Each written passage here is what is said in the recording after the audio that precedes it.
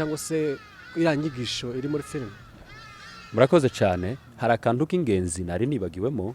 njyewe nkina iriya filime yo gufungura ikanisa kubera ko batansengeye, umudamu wanje ntabwo yanshigikiye kubera ko umudamu wanje ni umukristo.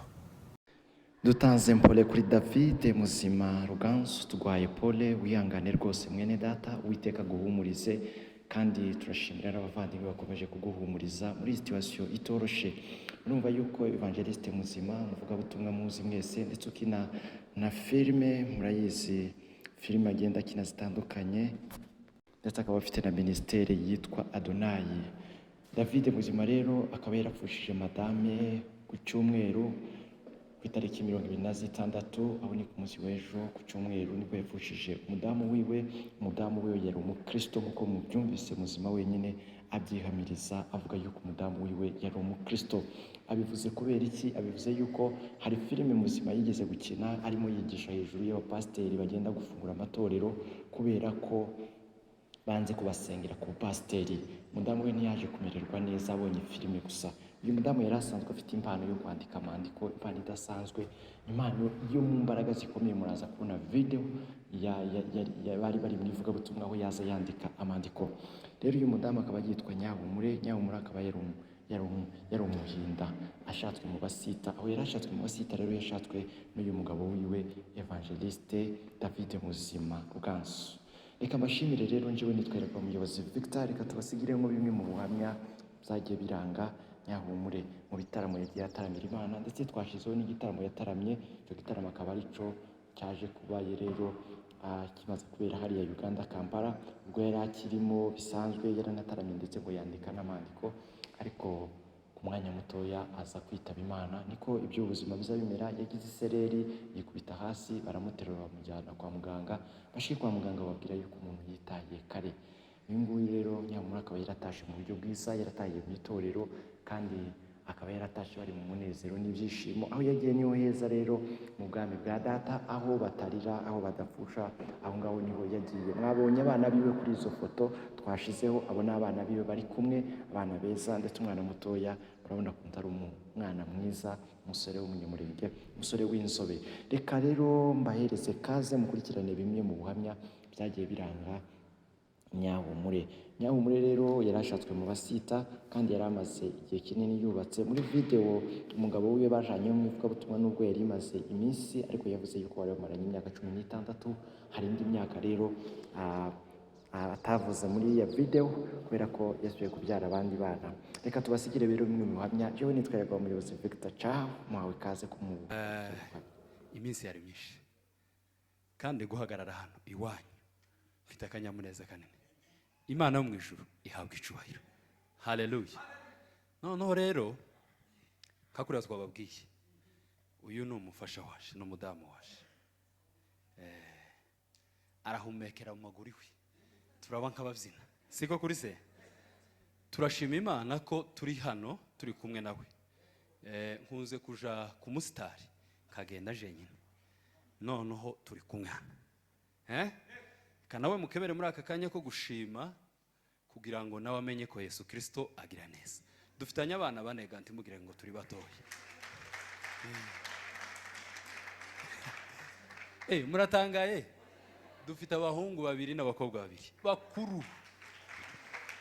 Yesu yatugiriye neza se. Tumaze imyaka 16 twubatse. Ayo n'ayandi makuru. Amen. Imyaka 16 Imana yarabanye natwe, tukaba dufite abana b'abahungu n'abakobwa. Iyo si imirimo itangaje Imana. Kimutangare ni kufite 2 ijambo ry'Imana aze kumfasha nawe. 2 murongo wa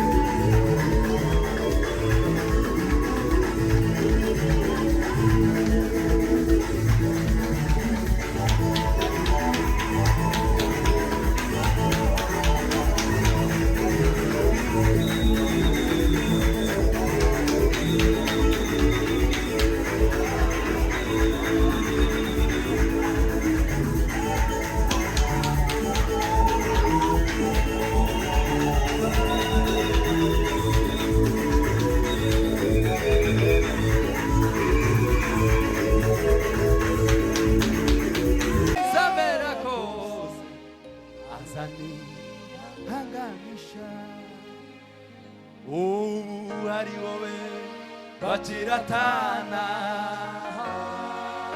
ubutunzi bwawe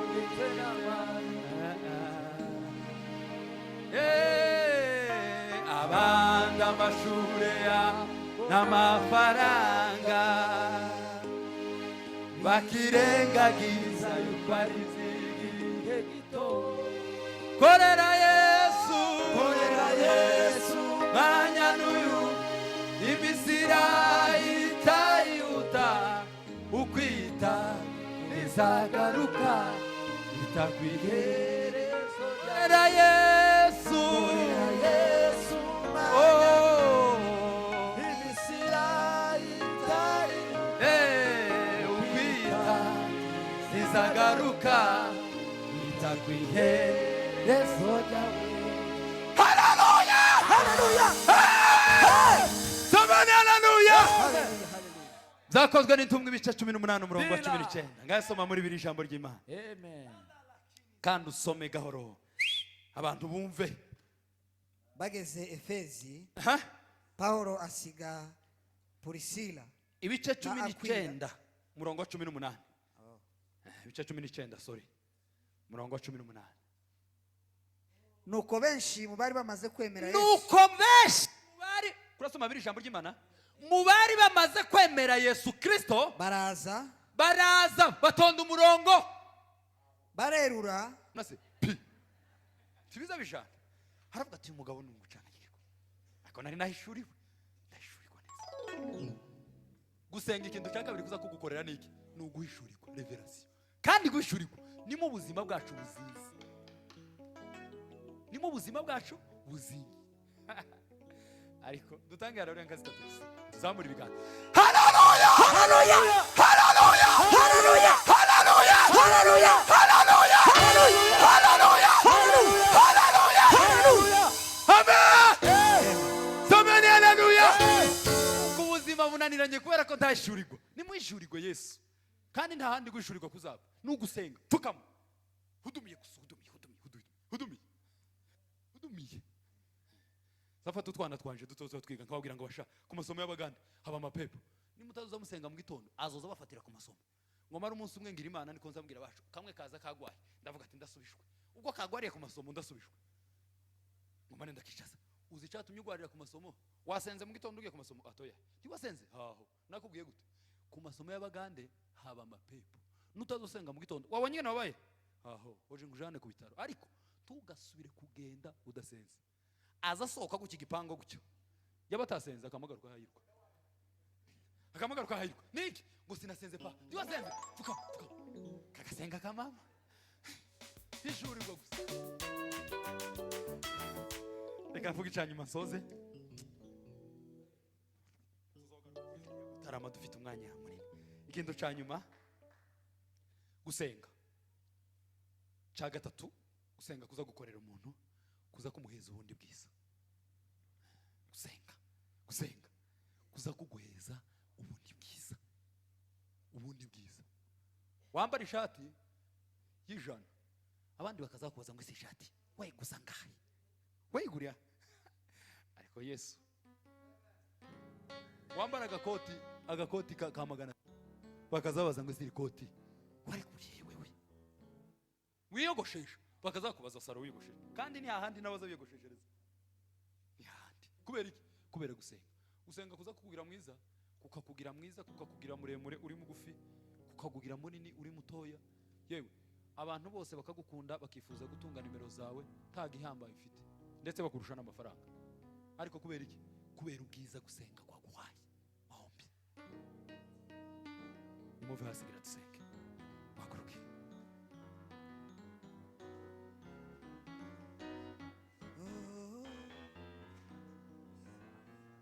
Urashaka kubaho ubuzima buhindutse? Urashaka guhindura urugo rwawe? Urashaka guhindura itorero ubamo? Urashaka guhindura imibereho yawe? Tera intambwe zitatu zo kugira ngo ugere mu kigero cyiza gihindutse. Gaye ubuzima ubaze mu igihe kinini.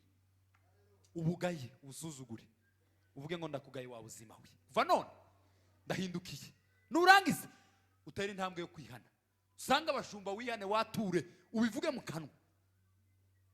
Hamwe ya gatatu ufata igihe cyo gusenga uje imbere y'Imana. Mwimuke muve ku gitanda.